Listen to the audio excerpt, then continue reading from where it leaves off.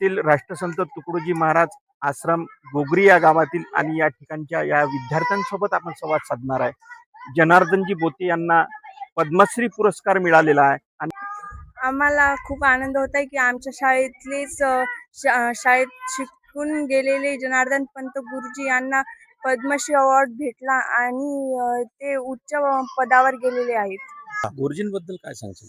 गुरुजी म्हणजे एक मगाशी बोलता बोललो सेवा, शिस्त आणि त्याग। गुरुजींचा त्याग कसा आहे हे गुरुजी तोंडूनच आपण ऐकलेलं आहे। जवळपास 5व्या वर्गात असताना राष्ट्रसंत या ठिकाणी गावात आल्यानंतर राष्ट्रसंतांनी महाराजांनी मागणी केली की हा मुलगा मला आवडलेला आहे, माझ्या अँगलमध्ये फिट आहे।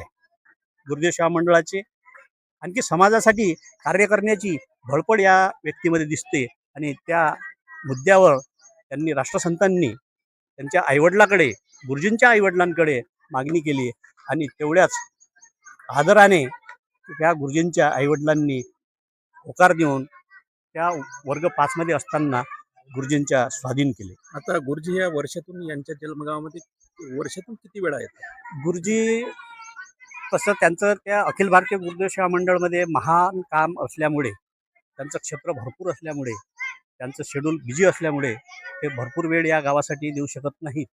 परंतु हा जो कार्यक्रम आहे गेल्या 27 वर्षापासून या राष्ट्रसंत तुकडोजी महाराज पुण्यतिथी आणि त्यांच्या वडिलांचं पुण्यस्मरण सप्ताह त्या ठिकाणी 5 दिवस चालतो। तर या 5 दिवसात गुरुजी 5 मिनिटही हा परिसर सोडत नाही, सतत या ठिकाणी पूर्ण दिवस 5ही दिवस या ठिकाणी हजेरी देतात।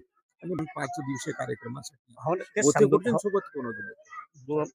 त्या गुरुदेव सेवा मंडळातले काही विद्यार्थी येतात, गुरुदेव सेवा मंडळातले जे काही कार्यकारिणीचे लोक आहेत ते सुद्धा या ठिकाणी येतात, जुने विद्यार्थी, आजूबाजूले सरांच्या वडिलांचा जो बराचसा भक्तगण आहे, पिसा नागी त्या ठिकाणची मंडळी सुद्धा या ठिकाणी आवर्जून या 5 दिवसात हजर असतात। आणि आमचे सर्व कर्मचारी जे आहेत, शाळेतले कर्मचारी, ते तर 5 दिवस बिलकुल अहोरात्र या ठिकाणी झटत असतात। उभं आयुष्य राष्ट्रसंत तुकडोजी महाराजांसोबत घालवलं असे जनार्दनजी बोते यांना पद्मश्री पुरस्कार प्राप्त झाला आणि यांचं हे जन्मगाव आणि जन्मगावामध्ये ज्यांनी उभं आयुष्य आपलं राष्ट्रसंत तुकडोजी महाराजांसोबत घालवलं आणि त्यांचं हे जन्मगाव आणि या ठिकाणी त्यांचं एक जुन्या अवस्थेत असणारं एक निवासस्थान आपण पाहतो आहे। आणि राष्ट्रसंत तुकडोजी महाराजांनी जे आपण पाहतो आहे ते सामुदायिक ध्यान मंदिर या ठिकाणी त्यावेळेस या ठिकाणी बांधून दिलेलं होतं आणि या ठिकाणी बोथे गुरुजींपासून अनेक राष्ट्रसंतांचे भक्त या ठिकाणी ध्यान प्रार्थना करत होते। आपण बघतो आहे